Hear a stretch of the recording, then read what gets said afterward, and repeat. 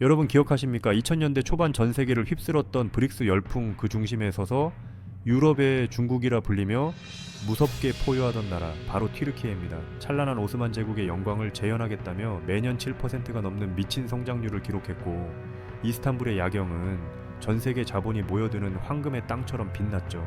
하지만 말입니다.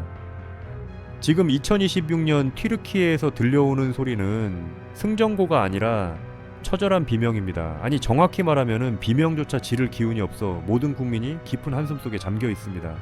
에이 그래도 중동의 맹주인데 설마 망하겠어라고 생각하시나요? 하지만 지금 튀르키예 내부에서 벌어지는 일들은 단순한 경기 침체 수준이 아닙니다. 이건 국가라는 시스템 자체가 작동을 멈추고 있는 인류 경제사에서 보기 드문 대재앙의 현장이거든요. 자고 일어나면 빵값이 바뀌어 있고 평생 모은 예금은 하룻밤 사이에 휴지 조각이 됩니다. 도대체 그 찬란했던 형제의 나라에 무슨 일이 벌어진 걸까요? 오늘은 뉴스에서는 차마 다 담지 못하는 튀르키예 경제 몰락의 잔혹한 민낯을 아주 깊숙하게 파헤쳐 보겠습니다. 자, 마음 단단히 먹으세요. 이 나락의 깊이는 여러분이 상상하는 것 그 이상이니까요. 가장 먼저 우리가 마주해야 할 공포는 바로 미친 물가 인플레이션입니다. 여러분 장 보러 갈 때 물가 좀 올랐다 싶으면 화나시죠? 그런데 튀르키예는 화를 낼 단계조차 지났습니다. 2026년 현재 튀르키예의 공식 물가 상승률은 여전히 30%대를 고공행진 중이고 민간 통계로는 이미 세 자릿수를 넘나듭니다. 이게 어떤 느낌이냐면요. 아침에 1,000원에 팔던 시미트 빵이 점심때는 1,200원, 저녁때는 1,500원이 되는 시기입니다. 식당 메뉴판료 가격을 적어두는 게 의미가 없습니다. 그냥 화이트보드에 매직으로 썼다 지웠다 하거나 아예 가격표 위에 스티커를 대여섯 장씩 겹쳐 붙여 놓습니다. 어제의 가격은 오늘 존재하지 않는 나라. 그게 지금 튀르키예의 현실입니다. 더 기가 막힌 건 화폐 가치입니다. 튀르키예의 리라와 이제는 돈이 아니라 그냥 예쁜 쓰레기 취급을 받습니다. 2026년 들어 리라화 가치는 달러당 40리라 선을 돌파하며 사상 최저치를 매일같이 경신하고 있습니다. 내 통장에 1억이 있었는데 가만히 앉아만 있었더니 2천만 원이 됐네. 이게 농담이 아니라 실제 벌어지는 일입니다. 상황이 이렇다 보니 국민들은 자국 화폐인 리라를 믿지 않습니다. 월급을 받자마자 빛의 속도로 달러나 금으로 바꿔버립니다. 리라를 주머니에 넣고 집으로 가는 그 짧은 시간에도 돈 가치가 녹아내리기 때문이죠. 화폐에 대한 신뢰가 사라진 나라, 거기서 경제가 돌아갈 리 있겠습니까? 도대체 왜 이 지경이 된 걸까요? 많은 학자는 이 비극의 원인으로 단 한 사람을 지목합니다. 바로 20년 넘게 집권 중인 통치자입니다. 원래 경제학의 철칙은 물가가 오르면 금리를 올려서 시중의 돈을 회수하는 겁니다. 불을 끄려면 물을 부어야 하잖아요. 그런데 통치자는 불난데 기름을 부었습니다. 금리는 모든 악의 부모다라는 해괴망측한 논리를 내세우며 물가가 폭등하는데 오히려 금리를 낮추라고 압박한 겁니다. 제정신인 중앙은행 총재들이 이건 나라 망하는 길입니다 라고 반대하면 어떻게 했냐고요. 그냥 그 자리에서 잘라버렸습니다. 2년 사이에 총재를 4번이나 갈아치웠죠. 결국 전문가의 목소리가 사라진 자리에 한 사람의 고집만 남았고 그 대가는 고스란히 국민들의 고열로 돌아갔습니다.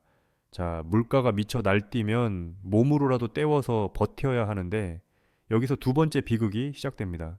바로 탈출하는 청년들입니다. 튀르키예는 원래 젊고 역동적인 인구 구조가 강점이었죠. 하지만 지금 튀르키예 청년들 사이에서 유행하는 건 창업도 취업도 아닌 이민입니다. 명문대를 졸업한 의사 엔지니어들이 독일이나 서유럽으로 건너가 서빙을 하고 설거지를 합니다. 왜냐고요? 튀르키예에서 의사 월급 받아봤자 한 달 방세 내고 나면은 고기 한 근 사 먹기 힘든 지경이거든요.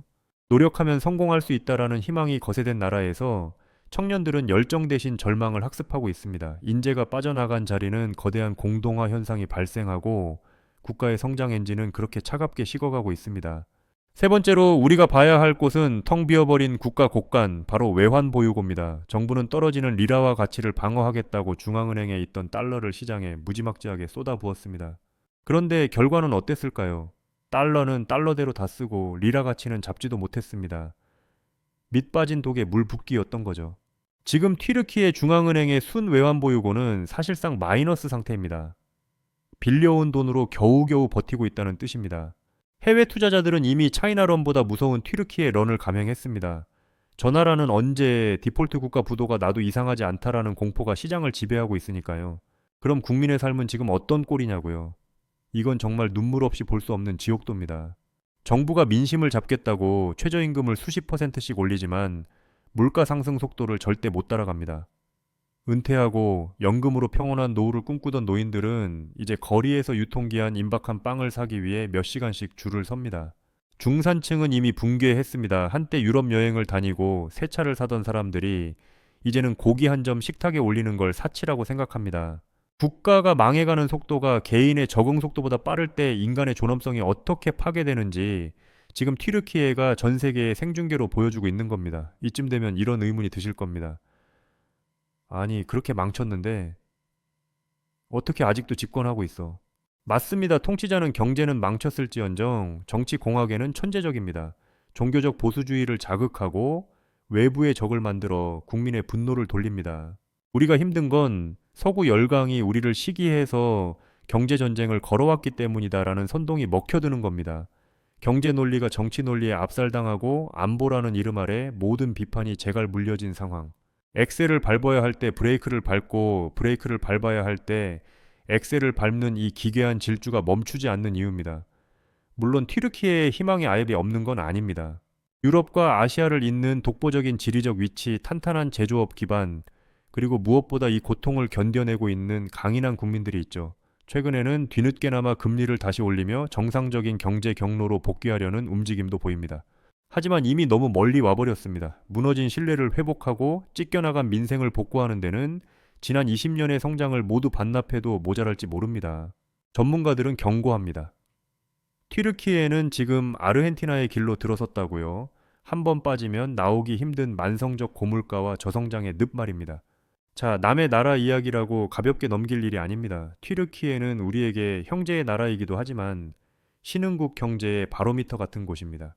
튀르키예가 흔들리면 그 여파는 중동과 유럽을 넘어 우리 같은 수출 주도형 국가들에게도 금융 불안이라는 파도로 돌아옵니다. 무엇보다 지도자의 잘못된 신념과 비상식적인 경제 정책이 한 나라를 얼마나 순식간에 나락으로 보낼 수 있는지 튀르키예는 그 자체로 살아있는 거대한 경고장입니다.